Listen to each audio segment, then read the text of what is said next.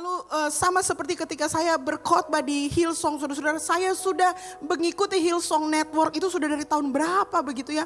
Tapi baru kali ini saya datang ke Hillsong Indonesia ya, itu di Bali, dan kemudian berbicara dengan gembalanya gitu ya.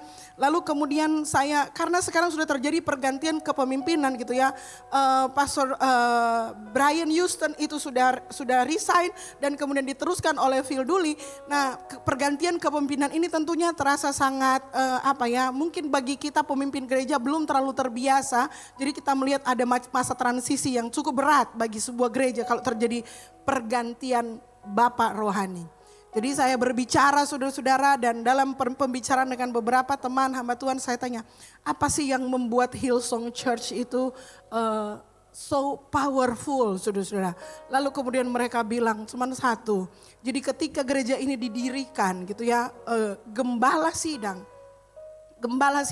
itu cuma satu, membangun budaya generosity, membangun budaya kemurahan hati.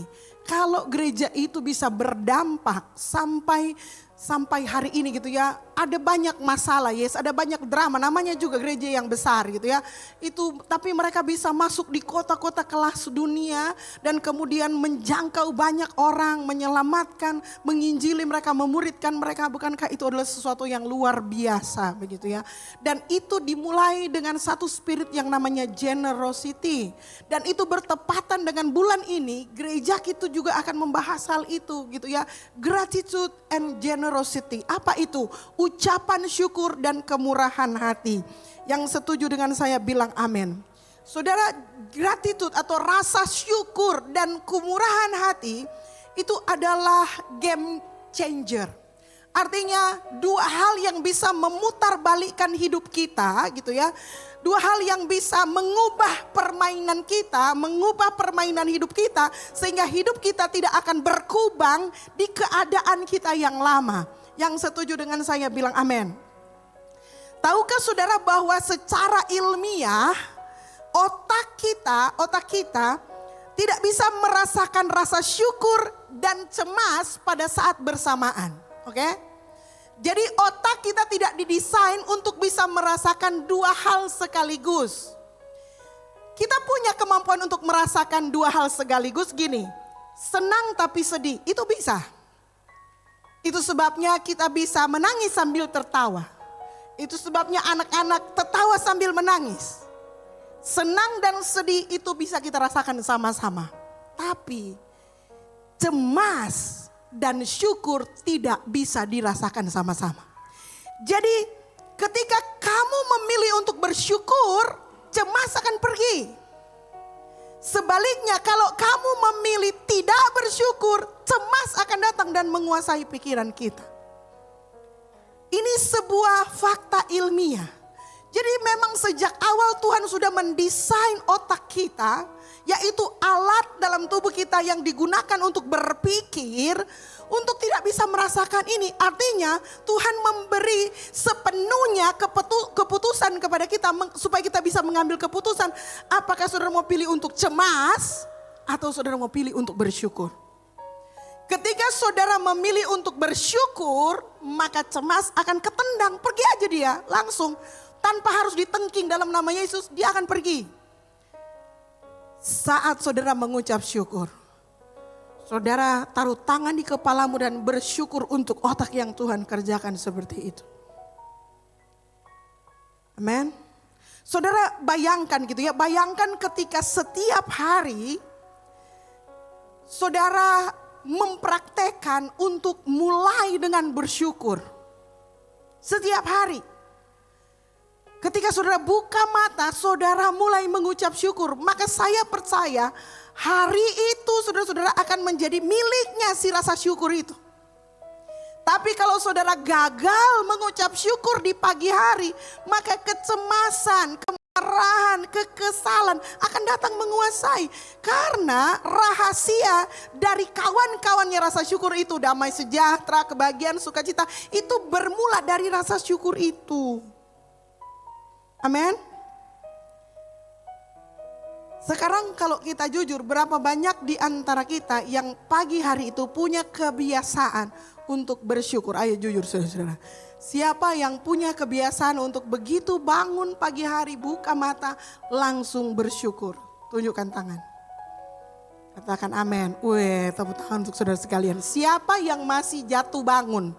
Kadang bersyukur, kadang lupa bersyukur. Udah jujur aja lah di rumah Tuhan. Iya gak apa-apa. Kalau dosa diakui, dosa pasti diampuni. Amin. Daripada saudara gak mau ngaku. Iya.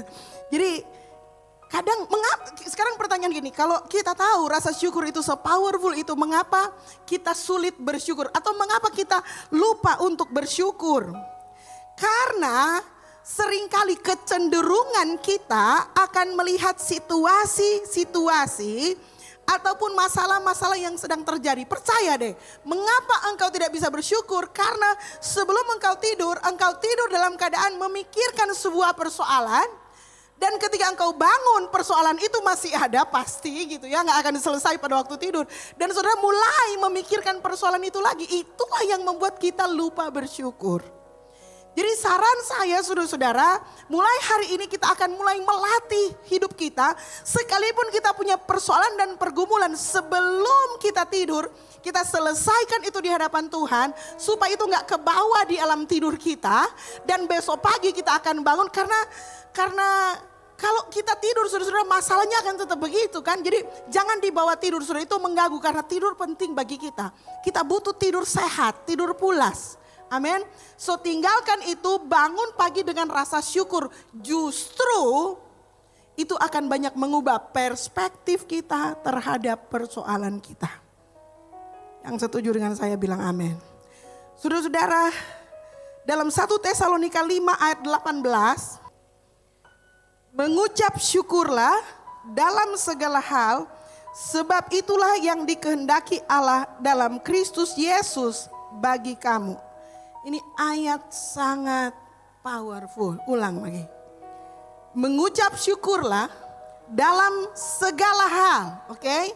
Any circumstances, any situation, apapun yang terjadi, mengucap syukurlah dalam segala hal, sebab itulah yang dikehendaki Allah di dalam Kristus Yesus bagi kamu. Kita mesti membaca ayat Alkitab kadang pelan-pelan supaya bisa kita pahami dengan baik gitu ya. Mengucap syukurlah dalam segala hal. Apa artinya segala hal? Apa artinya segala hal? Ya segala-gala.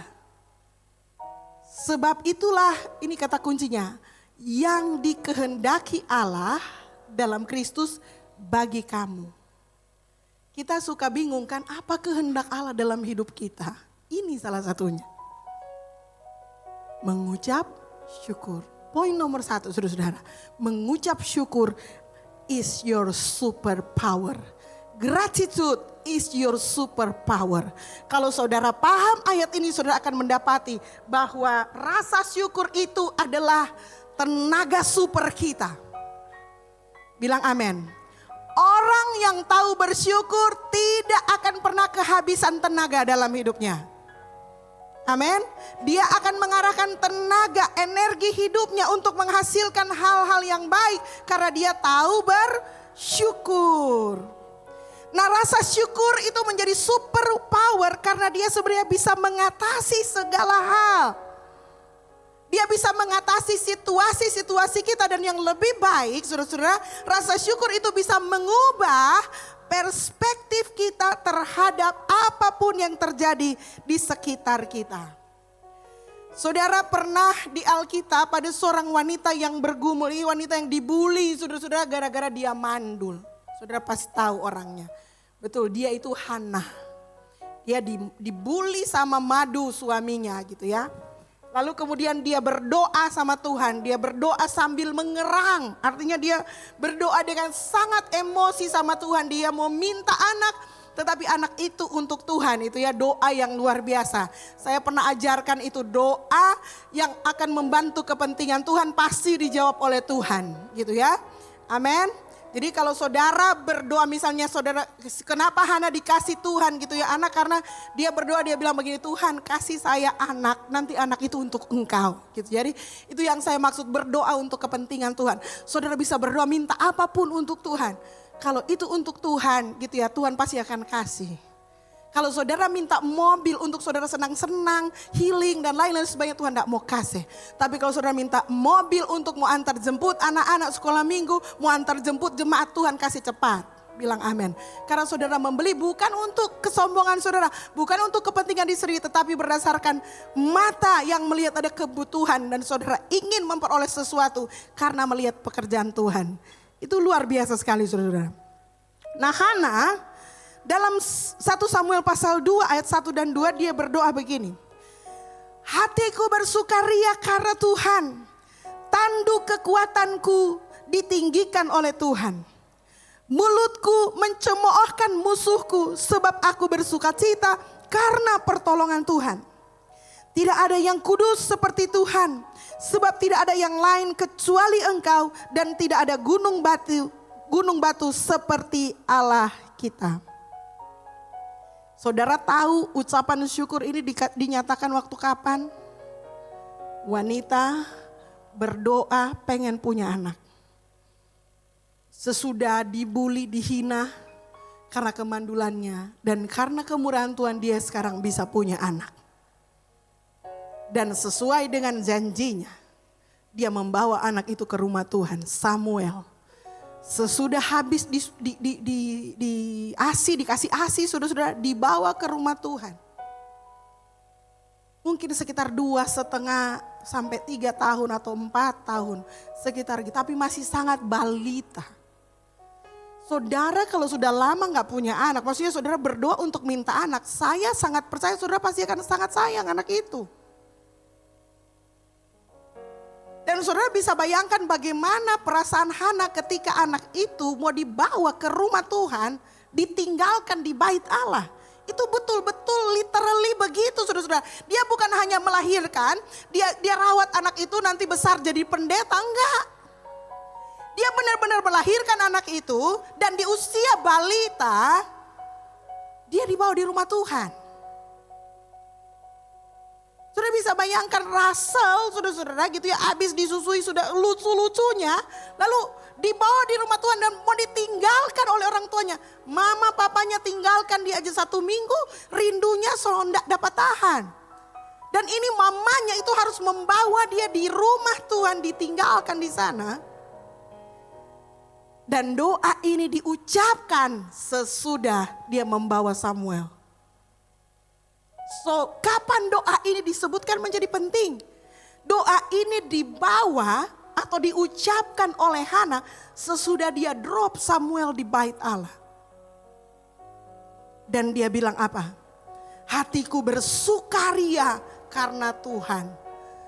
Apa yang saya percayai saudara-saudara, dia pasti lagi menangis lalu ucapkan ini.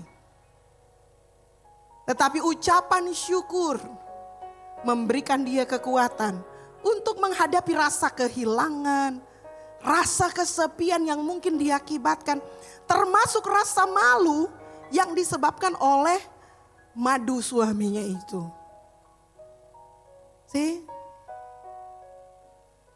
Mengucap syukur adalah superpower kita. Apa yang terjadi ketika sesudah Hana mengucap syukur dan menyerahkan Samuel kepada Tuhan dan kemudian mengucap syukur atas tindakan itu. Dia digantikan anak, ditambahkan anak lagi, anaknya jadi 4 kalau gak salah. So, mengucap syukur adalah superpower kita. Amin. Bisa jadi itu bisa membuat kita jadi lebih awet muda. Amin. Apa yang terjadi saudara ketika saudara tahu tensi saudara naik? Duduk, meditasi, tarik nafas, dan bersyukur. Cepat turun itu darah tinggi. Tapi kalau saudara khawatir, aduh semua darah tinggi, habis darah tinggi semua stroke, habis darah stroke. Ada datang pikiran itu. Tapi no.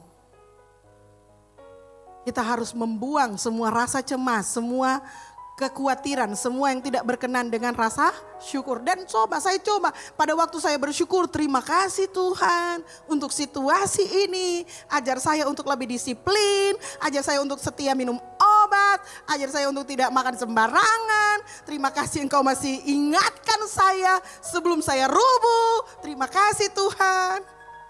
Langsung turun saudara, lumayan gitu ya. Harus istirahat tapi lumayan turun. Bayangkan saudara-saudara, kalau saya mikirin, aduh Tuhan kita darah tinggi, habis darah tinggi, stroke, serta stroke, orang seni mau lia-lia pak kita, tak seni boleh bahot, mati jo kita saudara-saudara. Betul gak? Jangan, jadi cara untuk membuang kecemasan adalah bersyukur. Latih pikiran kita untuk bersyukur. Ada amin?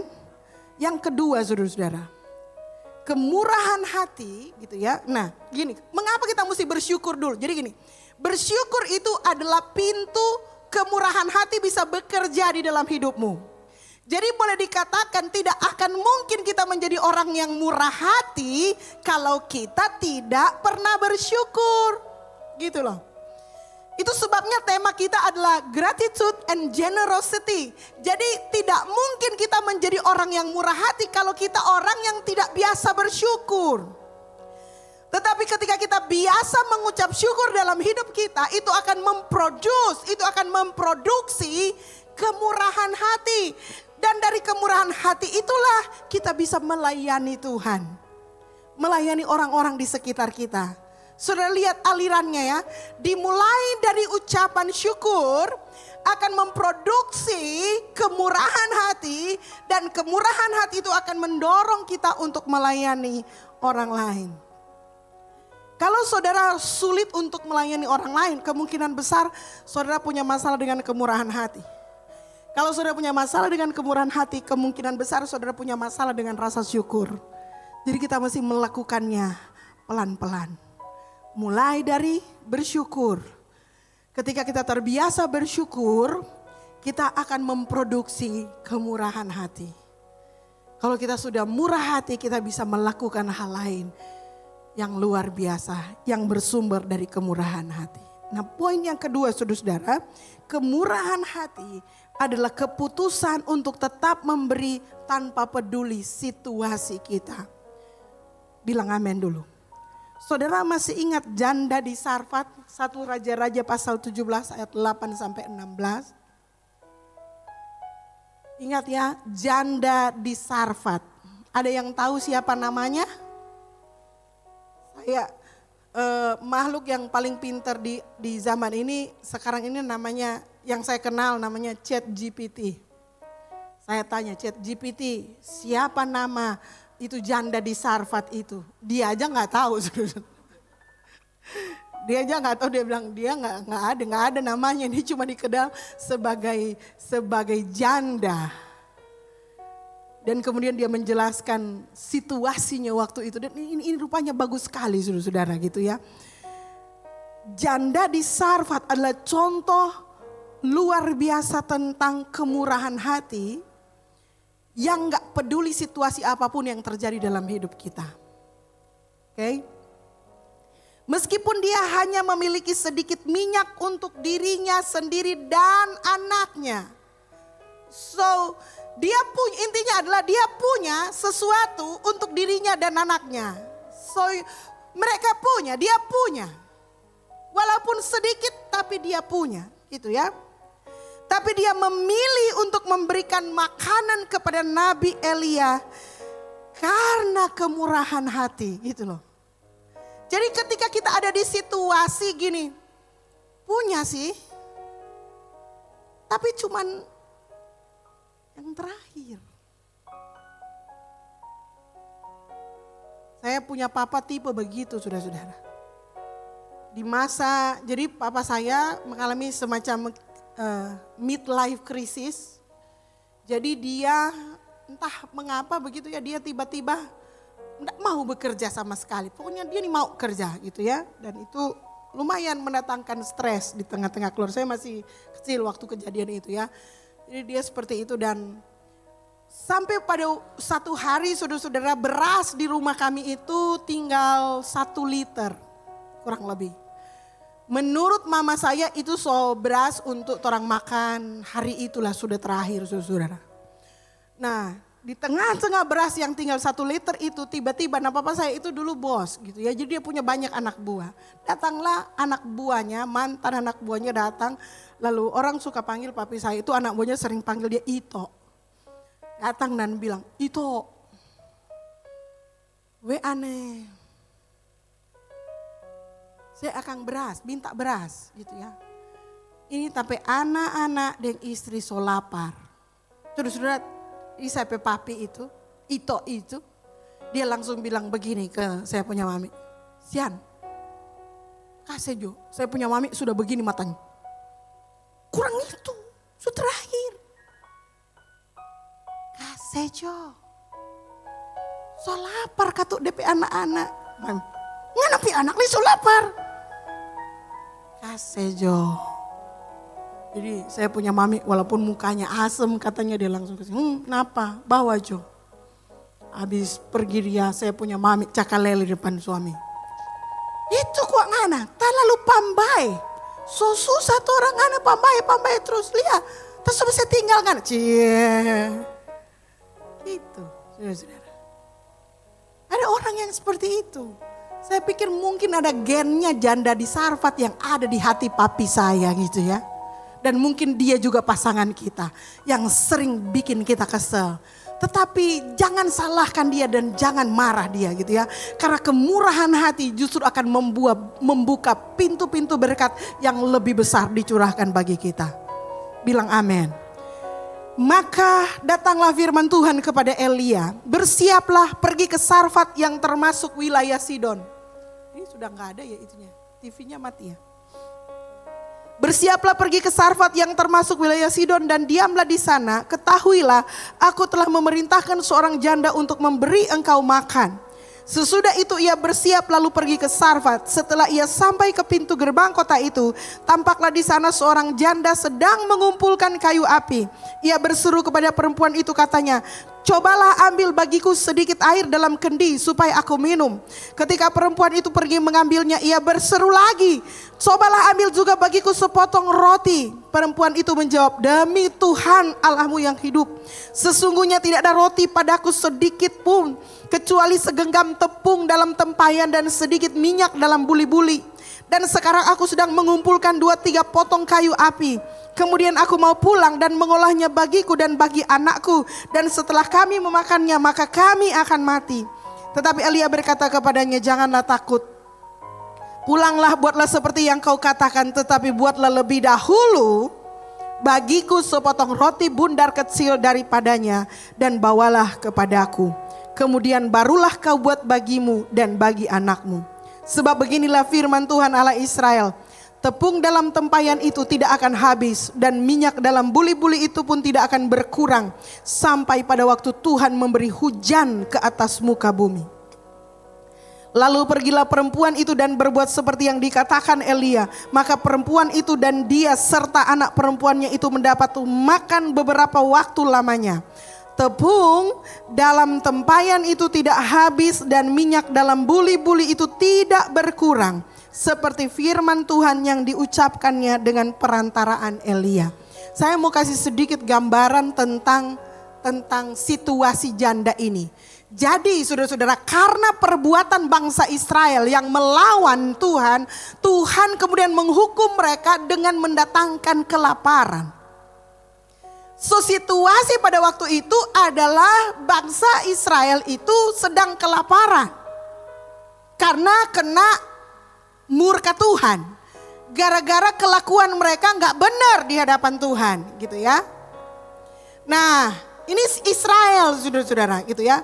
Israel tadinya subur, oleh karena Tuhan marah, akhirnya mereka mengalami kekeringan. Yang terjadi bukan cuma Israel yang kering, tetapi bangsa-bangsa di sekitar Israel juga gitu ya, yang biasa melakukan perdagangan dengan Israel, rupanya kena juga. Jadi yang kelaparan itu bukan cuma Israel, tetapi bangsa-bangsa di luar Israel juga. Dan itu adalah doa Nabi Elia. Dan Elia sudah tahu itu akan terjadi kelaparan. Itu sebabnya Elia pergi ke Sarfat, itu di luar Israel. Yang mana situasi janda lagi di Sarfat lagi sedang dalam keadaan yang benar-benar minus. Begini saudara-saudara ya, kalau kata papi saya begitu gitu ya, dia kasih itu 1 liter beras. Tapi dia tahu orang banyak saudara lain. Yang kalau orang pergi batoki siang-siang, selamat siang, tetap dorang mau panggil mari makan. Betul ya? Orang Minahasa toh, kalau saudara pergi pas jam makan, saudara biar dorang marah, dorang akan panggil mari makan. Dan itu tulus, itu kelebihan suku kita gitu ya. Dan saya kira kita semua di sini kalau orang lagi sementara makan, tiba-tiba tamu datang, nggak mungkin kita bilang tunggu di luar ya, kami akan selesaikan makan dulu. Kita pasti akan ajak dorang makan. Tapi janda ini sudah nggak ada restoran, sudah nggak ada keluarga dan cuma punya keluarganya itu. Itu sebabnya keluar statement ini. Memang tinggal ini bos yang kami punya. Habis rencana mau bikin. Dan sesudah itu ya mau matilah. Sudah lahannya kering. Nggak bisa minta tolong sama orang lain. Benar-benar akan mati. So dia nggak bercanda. Dia nggak lagi baku seduh dengan Elia. Bahwa kalau saya kasih ini nanti habis itu kita mati. Itu memang benar-benar sudah mempertaruhkan segalanya. Itu sebabnya Tuhan mungkin jangan catat namanya. Tapi yang penting adalah situasinya. A widow from Sarfat. Seorang janda yang tinggal di Sarfat. Seorang janda yang tinggal di situasi yang benar-benar minus. Tapi tidak menghentikan dia untuk memberikan sesuatu kepada Elia. Jadi kemurahan hati itu benar-benar tidak bergantung kepada seberapa kayanya kita. Tapi keputusan kita mau memberi meskipun kita rasa kita butuh. Katakan amin. Amin saudara. Saya sedih saudara-saudara. Kalau lihat ada jemaat yang kalau kurang wajar dia tidak memberi. Tapi kalau dia berkecukupan terus nggak memberi, saya pikir dia mungkin ada masalah dari awal. Dia kurang bersyukur, akibatnya karena dia kurang bersyukur dia merasa dia kurang terus. Karena dia merasa kurang terus, ketika kesempatan untuk memberi dia nggak bisa memberi karena bermasalah di situ. Padahal kunci untuk memiliki kelimpahan, untuk berjalan dalam alurnya Tuhan itu adalah dimulai ketika kita memberi. Meskipun situasi kita berat, katakan amin. Saudara masih ingat sebuah jokes gitu ya, seorang miliarder gitu ya, dia berdoa sama Tuhan, Tuhan kalau bisnis saya berhasil, saya akan memberikan setengah dari keuntungan bisnis ini untuk Tuhan gitu ya. Lalu kemudian yes Tuhan golkan. Dan keuntungannya lumayan saudara-saudara 10 miliar. Wah dia senang. Datang lagi ke gereja minggu depannya gitu kan. Dia duduk di situ pada saat persembahan. Dia datang dan dia mulai nego sama Tuhan. Tuhan banyak kali itu 5 miliar mau kasih. Mungkin saya salah nego. Sementara dia bergumul tiba-tiba Pastor Rofi datang dan kemudian preaching offering. Apa yang sudah kau janjikan harus kau berikan untuk Tuhan. Langsung dia bertobat saat itu saudara. Sometimes kita suka berubah. Berdasarkan kondisi kita. Kita enak saja waktu kita gak punya apa-apa kita berani berjanji sama Tuhan. Tapi ketika Tuhan sudah berkati kita apa yang akan kita lakukan? Itu penting bagi kita. Amin. So sebenarnya kemurahan hati itu bukan bergantung kepada apakah kita memiliki atau tidak memiliki. Tetapi bagaimana rasa syukur kita mengalir dari hati kita. Itu akan mendorong kemurahan hati kita untuk melakukan sesuatu. Ada amin. Amin. yang terakhir saudara-saudara. Amsal 11 ayat 25. Orang yang murah hati beroleh kelimpahan. Siapa memberi minum, ia sendiri akan diberi minum. Orang yang murah hati beroleh kelimpahan. Siapa memberi minum, ia sendiri akan diberi minum. Ini ayat ditulis oleh Raja Salomo. Masih ingat nama Salomo? Saudara pasti mengingat Salomo tentang apanya? Kalau saya bilang nama Salomo. Ladies. 1000 ladies, ya kan? Istri dan lain-lain, ya kan? Saudara harus ingat kisah ini gitu ya. 1 Raja-Raja 3 ayat 4. Itu begini kurang lebih. Pada suatu hari raja pergi ke Gibeon untuk mempersembahkan korban. Sebab disitulah bukit pengorbanan yang paling besar. 1000 korban bakaran dipersembahkan Salomo di atas mezbah itu. Itu sebelum Salomo dapat hikmat, saudara-saudara. Sebelum dia dapat hikmat dan kekayaan gitu ya. Pada waktu dia diangkat jadi raja, dia ketemu dengan calon istrinya yang dari Mesir itu, gitu ya. Dan memang istrinya Mesir suka menyembah berhala, gitu ya. Dan kemudian membawa persembahan kepada berhala. Dan Salomo juga membawa korban persembahan kepada Tuhan. Itu sebabnya dia pergi ke Gibeon. Dia pergi ke Gibeon karena dia ingin mempersembahkan korban syukurnya kepada Tuhan. Dan di Alkitab ditulis dia mempersembahkan 1000 korban. Berapa saudara-saudara? Mungkin itu ada hubungannya, 1000 korban dapat 1000 istri. Enggak, saya bercanda. Langsung bapak-bapak bilang, iya kali ya pastor ada. Gak ada hubungan. Cuma rupanya Raja Salomo ini jodoh dengan namanya 1000.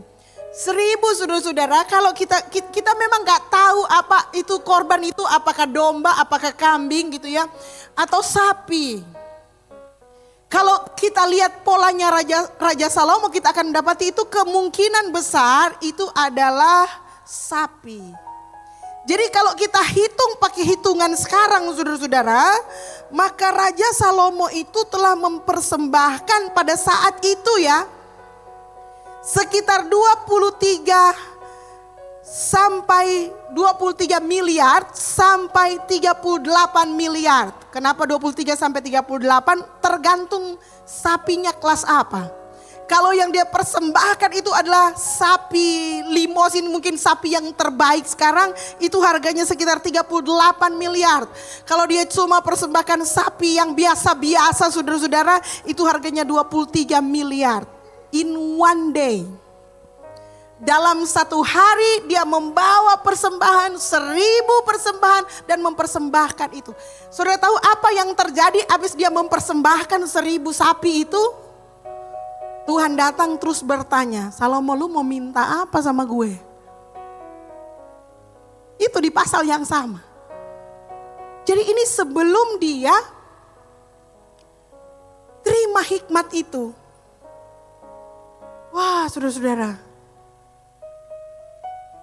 coba bayangkan sesudah dia membawa korban 1000 korban itu, apa sih yang mempengaruhi Tuhan sampai Tuhan berani bertanya, Salomo lu mau minta apa? Ketika Tuhan bisa melihat kemurahan hati dalam diri seseorang, dia akan mempercayakan yang lebih besar lagi dalam hidupnya. Katakan amin.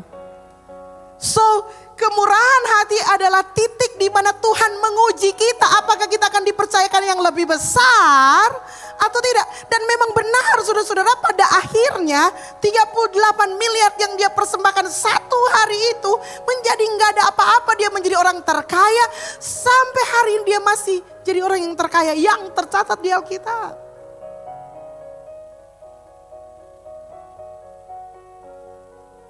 So mari kita mulai membangun spirit kemurahan hati.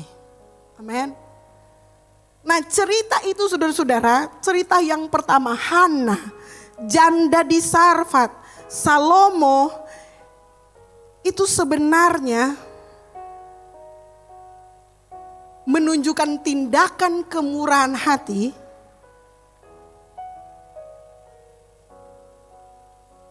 yang akan membawa kita kepada satu kesimpulan, dari mana orang-orang ini bisa punya spirit seperti itu.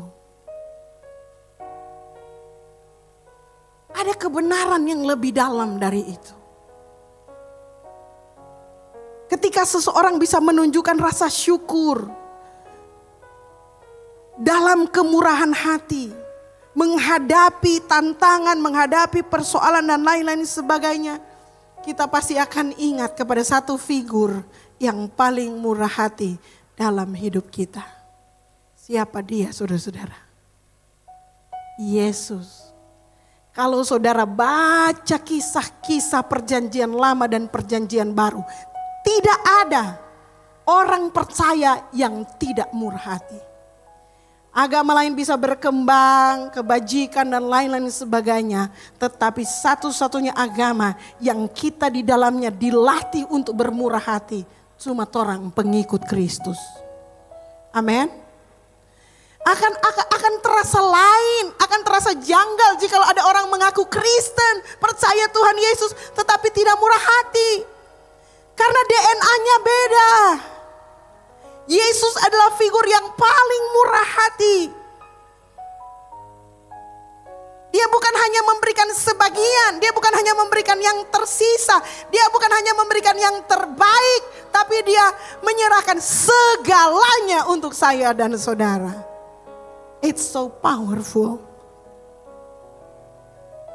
Karena begitu besar kasih Allah akan dunia ini, sehingga ia telah mengaruniakan anak yang tunggal, supaya setiap orang yang percaya kepadanya tidak binasa, melainkan beroleh hidup yang kekal. Mengaruniakan anaknya. Bapa memberikan segalanya, yaitu Yesus. Dan Yesus menyerahkan dirinya. Itu DNA-nya sama, saudara-saudara. Kemurahan hati. Siapa yang bisa membantah kemurahan hati Yesus ketika dia naik ke salib, mati, menebus dosa-dosa kita. Dia mencurahkan darahnya. Saya suka nonton kalau ada teman yang mau ikat persahabatan. Kemarin saya nonton di Netflix. Mereka gores tangan kecil, terus darahnya disatukan. Kita paling tinggi cuma begitu. Itu pun kita rasa, kalau zaman dulu kita anak-anak nih mau pakai darah, pakai ludah. Sekarang pakai darah, tinggian dikit. Tapi saya yakin cuma itu yang dia bisa lakukan. Kalau Yesus darahnya sampai terkuras habis. Dicurahkan, Alkitab bilang. Artinya seluruh eksistensi dirinya dicurahkan. Supaya kita diselamatkan. Supaya kita beroleh kemurahan. Amin.